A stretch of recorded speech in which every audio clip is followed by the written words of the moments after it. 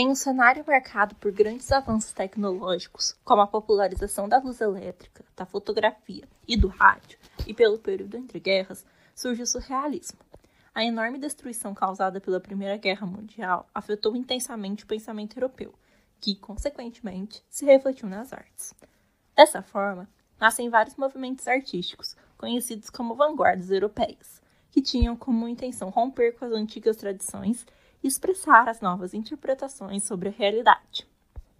O surrealismo foi uma dessas correntes e teve como antecedente o movimento dadaísta e a pintura metafísica de Georges de Chihiro. Em 1924, André Breton, escritor francês e ex-participante do dadaísmo, rompeu com o líder do movimento dadaísta, Tristan Tzara, e lançou o Manifesto Surrealista, que trazia o termo como surrealismo, substantivo masculino, automatismo psíquico em estado puro, mediante o qual se propõe exprimir, verbalmente, por escrito ou por qualquer outro meio o funcionamento do pensamento. Ditado do pensamento, suspenso qualquer controle exercido pela razão, alheio a qualquer preocupação estética ou moral. Ainda no século XX, a teoria psicanalista de Freud ganhou grande popularidade, principalmente a partir da publicação de seu livro A Interpretação dos Sonhos, em 1900.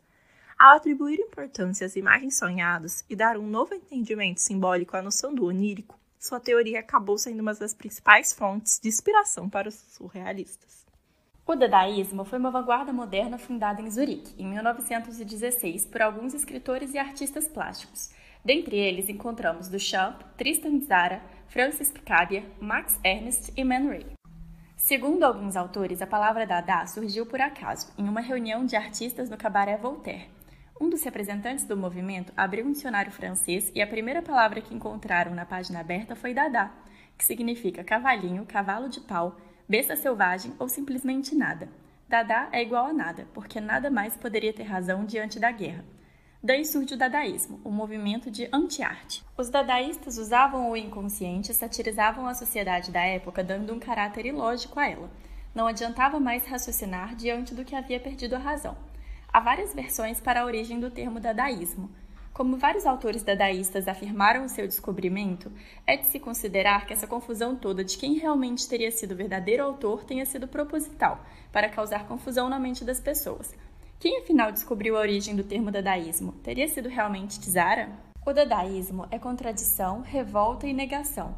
Diz que a lógica é falsa. Ser lógico e racional os tornam passivos diante do descaso e dos policiais. O único sistema certo seria simplesmente não ter sistema.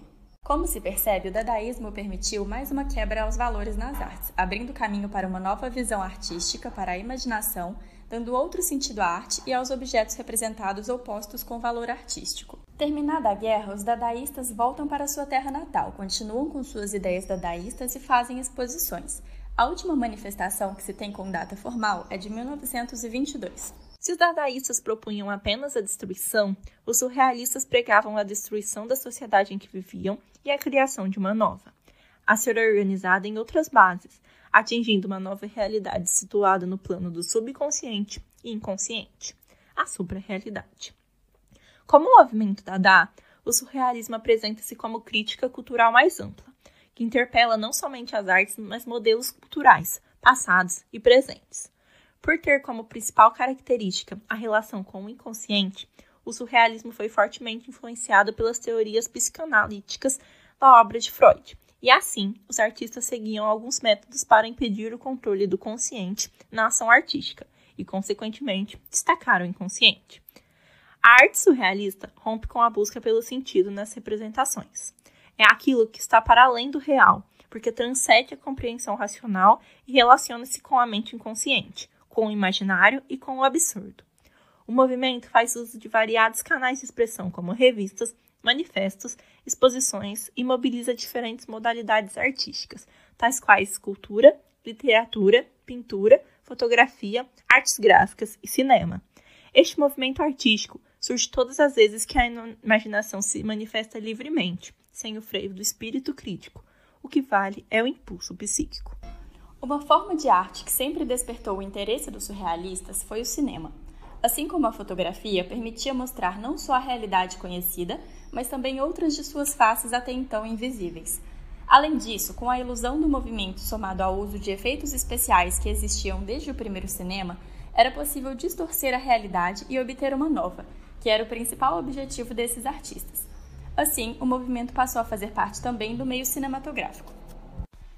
Para falarmos do cinema surrealista, devemos entender que é difícil montar uma linha histórica da produção desses filmes, porque, na verdade, apenas 3 filmes são comumente considerados fundamentalmente surrealistas.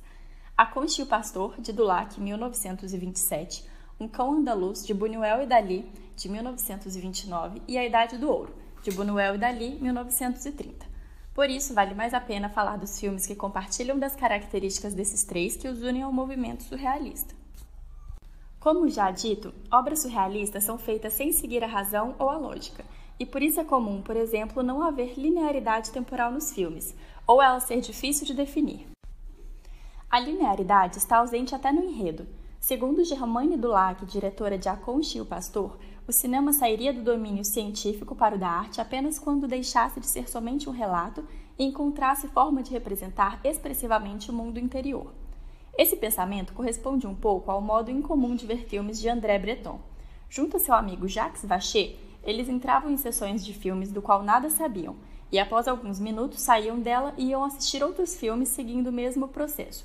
Sem a preocupação de manter clara e lógica a história, os cineastas poderiam dedicar-se aos aspectos visuais do filme. No geral, os filmes surrealistas seguiam 2 tendências.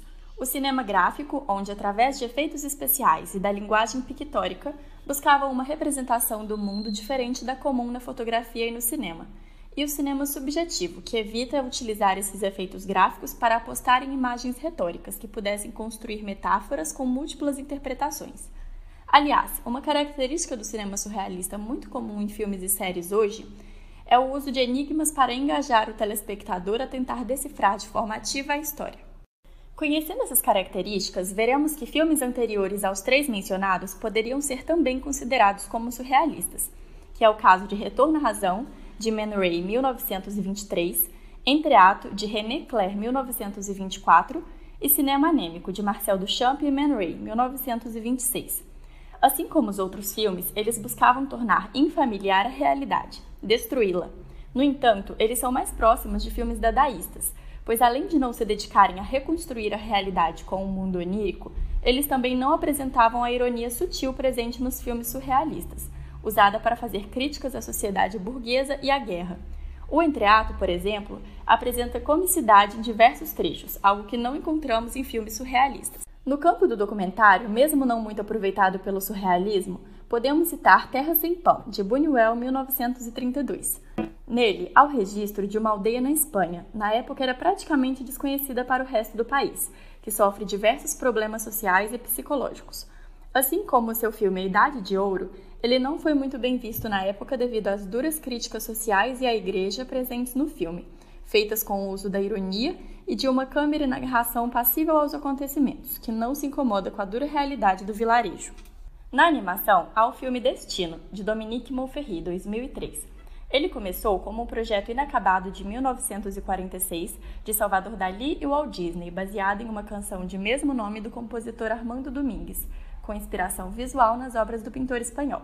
Décadas mais tarde, após o lançamento de Fantasia 2000, em 1999, o sobrinho de Walt Disney, Roy Disney, decidiu dar continuidade ao projeto de 1946, e por isso que o curta só ficou pronto em 2003.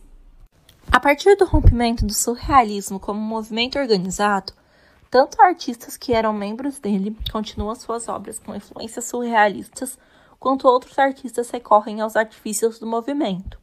Estes, narrativa desconcertante, simbologia freudiana, exploração de desejos reprimidos e uso constante de ironia subversiva para confundir e provocar os espectadores. Porém, agora os filmes se diferem principalmente por apresentarem uma linearidade no enredo, contarem uma história, por fazer algum sentido para o espectador, apresentando também técnicas mais avançadas na indústria cinematográfica. A exemplo de clássico, podemos citar o premiado filme de Federico Fellini, 8,5, de 1963, que, contando a história de um diretor de cinema passando por um bloqueio criativo, apresenta de maneira lúdica sonhos, desejos, lembranças e outros aspectos de sua vida. O surrealismo se apresenta principalmente pela natureza onírica presente na obra. David Lynch, criador de inúmeras obras importantes, tem como Veludo Azul, de 1986, uma história que se passa numa pequena cidade, onde um jovem que encontra uma orelha humana enquanto caminha se envolve no desvendar do mistério por trás disso. Nessa jornada, um dos suspeitos do caso é quem mais traz ao filme elementos surrealistas. O personagem, a atuação, a ambientação são exagerados, apresentam confusão junto a desejos eróticos exacerbados. O diretor, inclusive, possui um canal no YouTube, David Lynch Theater, onde abre espaço à interação com internautas e utiliza da plataforma para lançar projetos interessantes frequentemente.